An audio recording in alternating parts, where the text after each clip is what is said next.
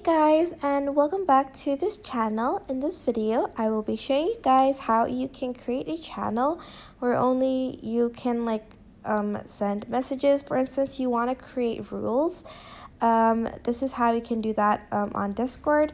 So in text channels, I'm just going to press the plus button and write the channel name as rules and press create. I'm going to sort of slide to the left, go to settings, and then in channel settings, I'm going to go to channel permissions and then choose the everyone roles.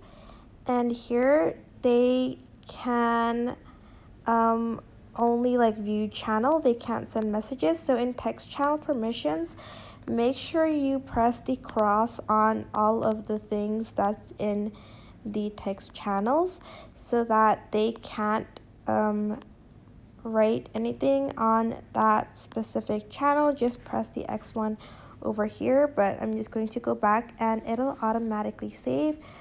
And then yeah, that is basically it.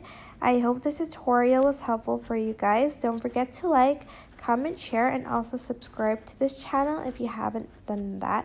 If you have any questions, just leave it in the comment section down below and I will try my best to answer them all.